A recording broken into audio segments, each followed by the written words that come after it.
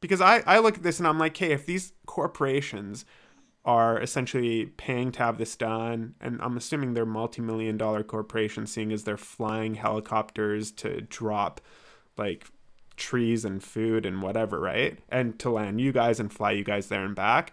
Do some of you get into it and then realize like, hey, we're not really getting paid that much? Like you're essentially doing labor. So I'm wondering how much do the laborers of these mills, for example, make compared to the people who are planting these trees?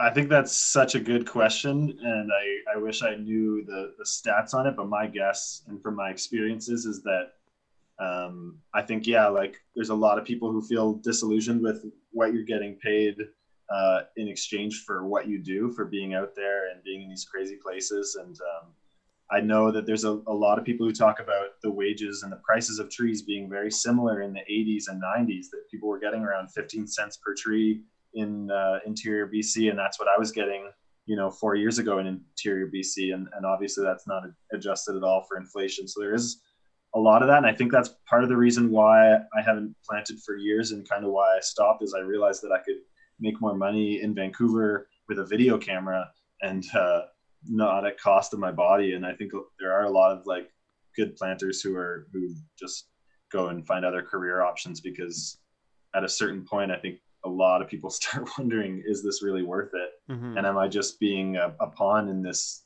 greater scheme, right? Yeah. So to all the tree planters out there, I'm gonna start the revolution. Here's what we're gonna do. TPUC, Tree Planters Union of Canada. Make it happen.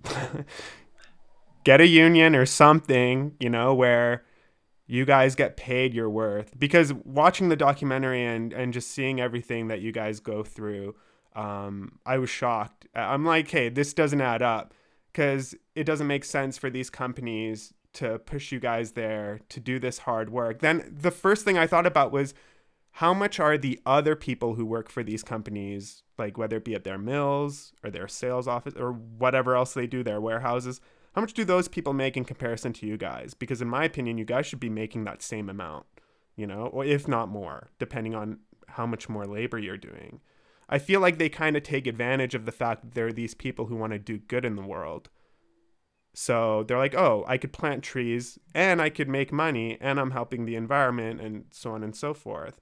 But the part that's kind of fogged up for them that they don't see is, you're getting paid by these companies that are probably paying other people more to do maybe easier work and not in a remote environment where they can go to the bathroom in an office building or what have you.